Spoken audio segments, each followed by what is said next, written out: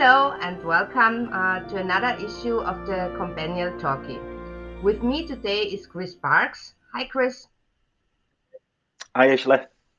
Chris, this talkie is about the Power Platform product, but you think it is of much interest to the Business Central community too. Why is this?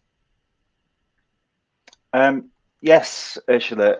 Talking about Power Pages, and a while back, I had this random idea. I thought, wouldn't it be great if it was easy to say, create a public-facing website that you could integrate with Dynamics 365 Sales, Customer Service, and Business Central? It's a long while back. Obviously, with that data being stored in internal systems, the usual problem here, it was always whether to create a bespoke solution, to build a web portal from scratch, or to use an existing platform to do this. And I thought, imagine the power, if you could allow authenticated users, so users of CRM or Business Central contacts, to log in and find product items, check stock levels, and also submit cases to support agents or maybe even generate leads follow-up. The question I always got to was, how long do I think that would take? And I usually landed on it would take quite a while or quite a long time to do that. But then along came Power Pages. Right. Microsoft Power Pages has undergone some transformation recently. Can you help me understand what has been going on and what do companion partners need to know? Yes, absolutely, Ursula. So if people don't know yet what Power Pages is, they will do very soon. It's a customer-facing portal and website solution. It was actually acquired by Microsoft via ADX Studio in 2015. It was then embedded in the Dynamics platform as Dynamics 365 portals, and it was available per portal month. You could buy it per portal per month as a subscription, and if you had 10 or more Dynamics 365 Enterprise user subscription licenses, then that granted you one free portal. It transitioned to a new licensing model in 2019. It became Power Apps portals. The requirement for the user subscription licenses was removed, and they said you need 1 GB of dataverse capacity, or what was common data service storage at the time. That was required to create a portal. And also the Dynamics 365, the Power Apps licenses, you could use those to cover the access costs. But if users weren't licensed through Microsoft licensing there was an additional need for authenticated or unauthenticated users to be licensed on top of the existing environment. And it was done on a login model where one login covered 24 hours access.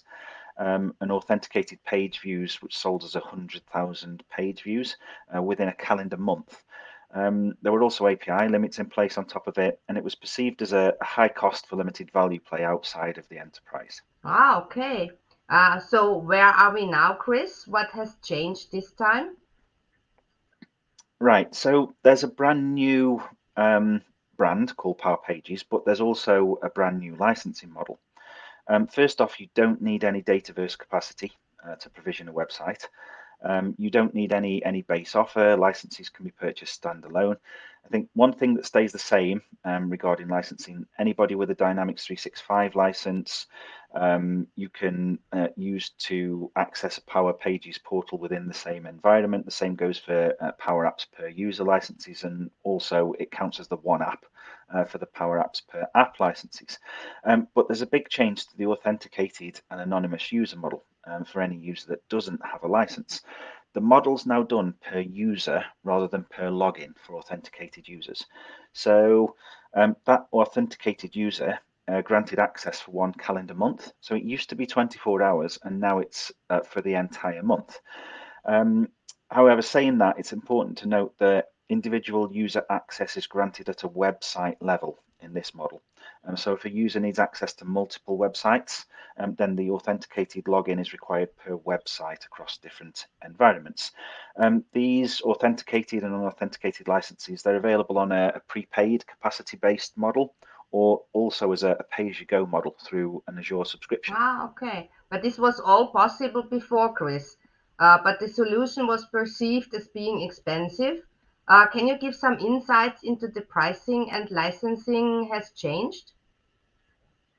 Yes, of course. So authenticated users per website plans, they're sold in capacity packs of 100. and assigned at the environment level.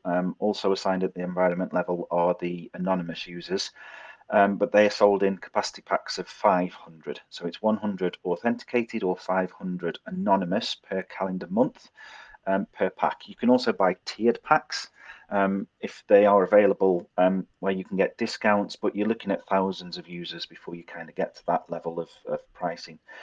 So the anonymous price is $75 for 500 users per month, and the authenticated price for 100 authenticated users per month, that's a $200 local currency equivalent. I think timeliness here is probably worth mentioning that the old model is no longer available from the start of May 2023.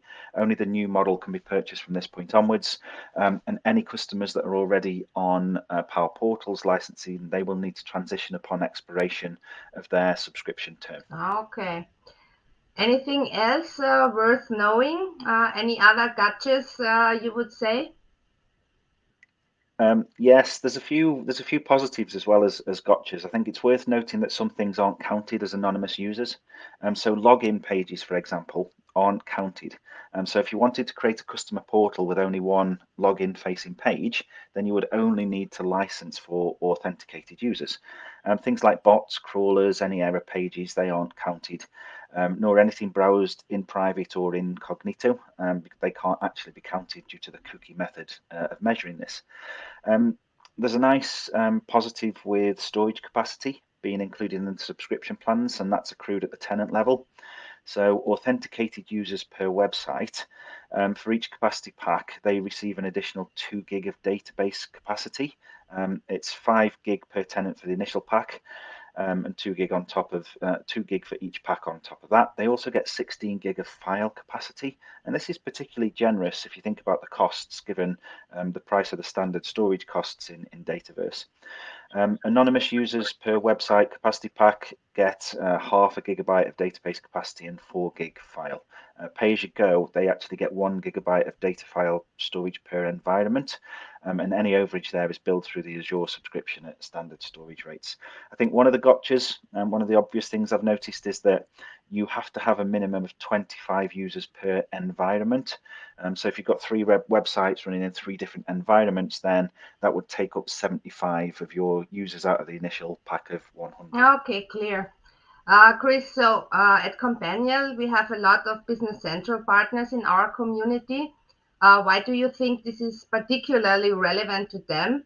And also, surely they are multiplexing in this scenario, so the customer will need PC licenses too?